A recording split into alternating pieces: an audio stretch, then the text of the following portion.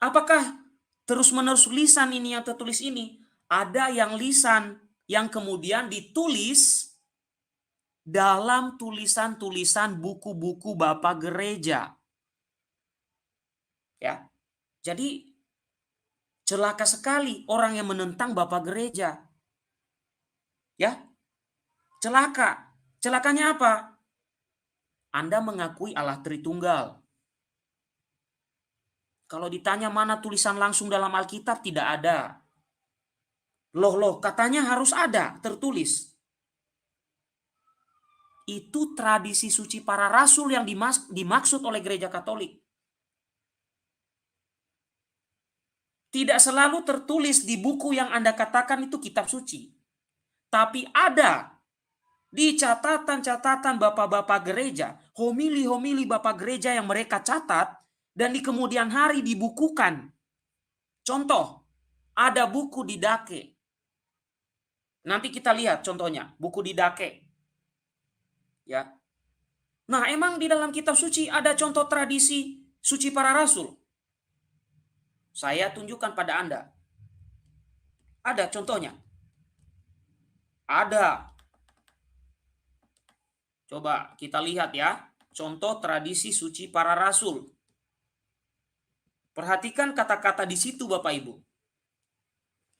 Contoh tradisi lisan dalam kitab suci atau yang kita kenal tradisi suci para rasul, yaitu ketika Rasul Paulus mengutip perkataan Yesus, tetapi perkataan Yesus ini Anda tidak temukan di Injil. Perkataan ini Rasul Paulus mengatakan ini adalah perkataan Tuhan Yesus. Tetapi tidak ada ketika Anda cari di Injil kata-kata ini persis.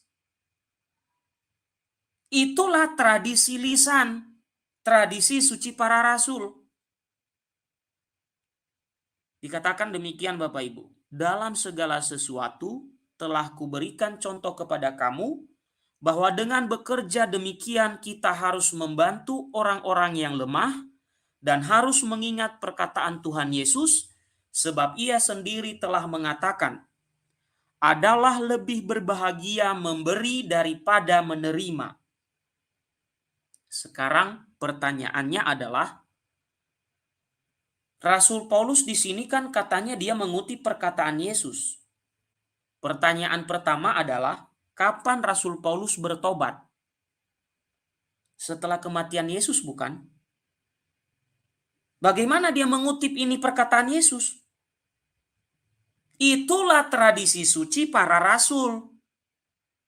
Jadi mungkin dia pernah dengar dari salah seorang rasul mengatakan, lalu dia ingat itu kata-kata, lalu dia tuangkan kembali. Tradisi suci para rasul diwariskan melalui tulisan, dan tidak semua harus melalui tulisan yang katanya kitab suci itu. Karena yang menentukan ini kitab suci atau bukan juga adalah para rasul dan para bapak apostolik hingga tahun 397. Ya. Oke. Kita lanjut. Nah, dikatakan di sini Bapak Ibu, kata-kata yang di bold adalah kata-kata Yesus yang tidak tertulis secara langsung dalam Injil.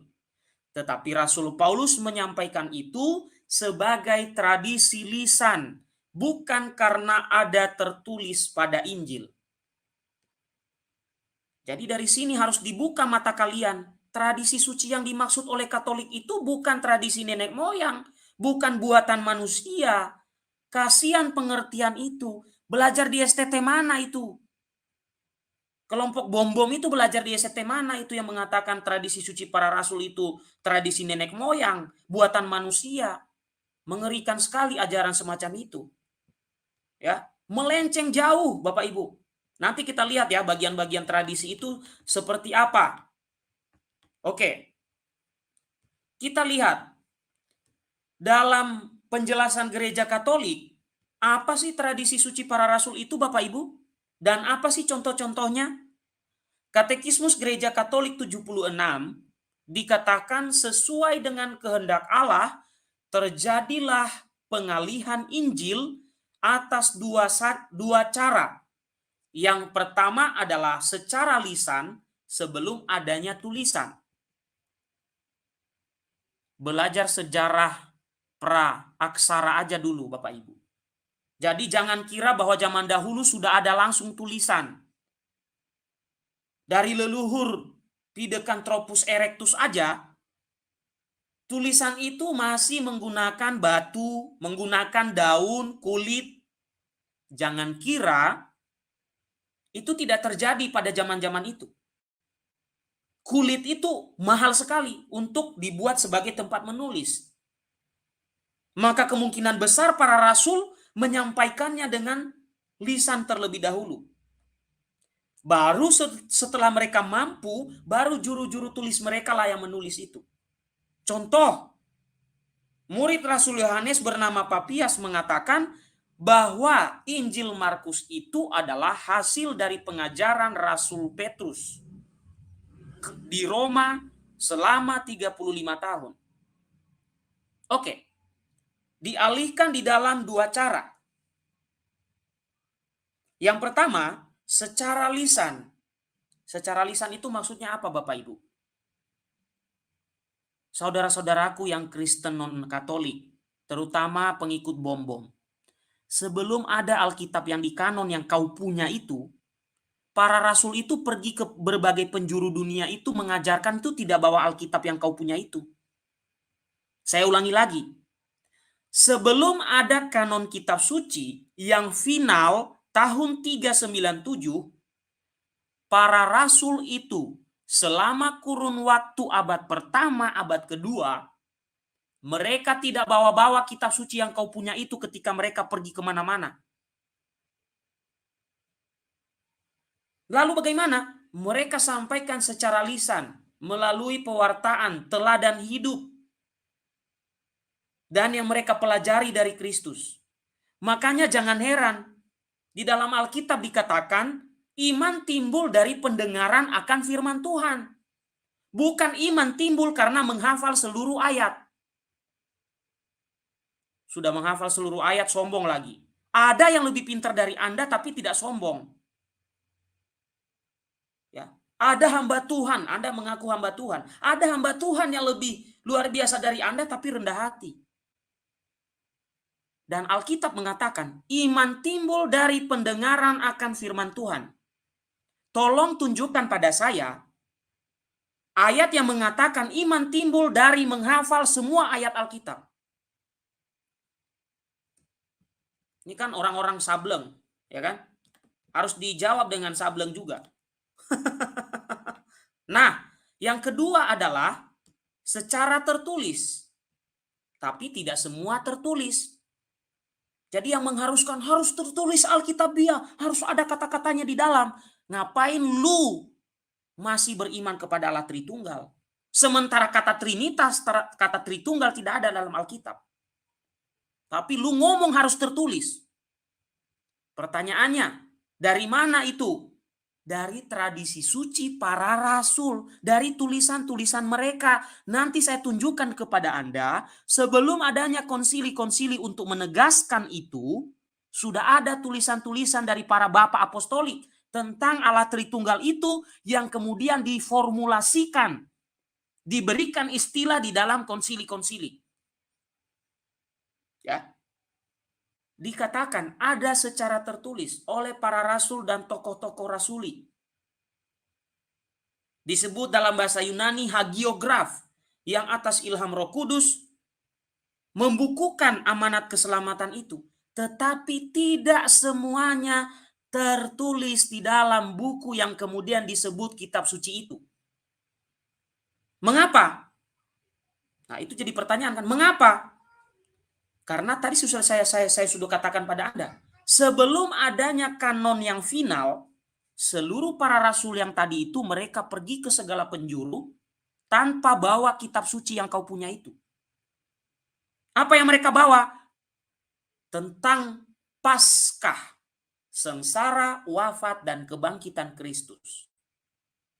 Atau kalau kita sangkut pautkan yang satu, kelahiran, sengsara, wafat, dan kebangkitan Kristus. Itu yang selalu mereka ceritakan dalam ritme waktu yang cukup panjang. Ya, oke. Sekarang kita melihat bagian-bagian tradisi suci para rasul itu apa saja.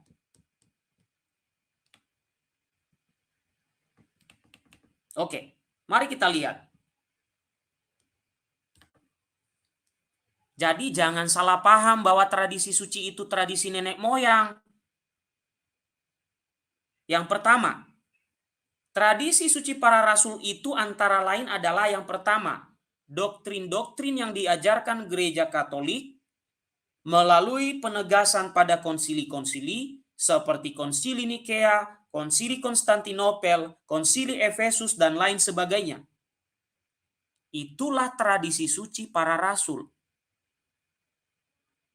Saya tunjukkan salah satunya. Contoh, konsili Nikea. Ada kelompok yang salah paham. Dipikir di konsili Nicea lah diciptakan istilah Allah Tritunggal, atau diciptakan konsep Allah Tritunggal, atau diciptakan konsep Tuhan Tritunggal. Itu salah. Konsili Nikea itu menanggapi ajaran sesat.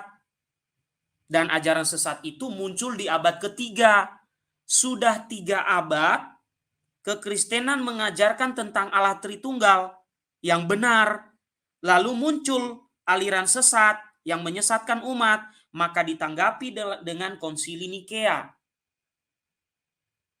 Ya, ditanggapi dengan konsili Nikea dengan memberikan penegasan supaya umat tidak tersesat oleh ajaran yang baru muncul.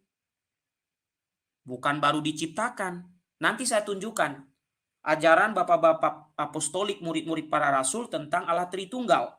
Selain di dalam kitab suci yang memang tidak tertulis secara langsung, tetapi ada dasar-dasarnya.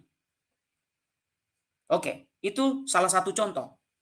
Jadi kalau Anda menolak tradisi suci para rasul, jika memang benar kelompok bom-bom itu menolak tradisi suci para rasul, makanya saya katakan tadi, yang kalian hina-hina itu sebenarnya kalian lakukan. Kasihan kalian.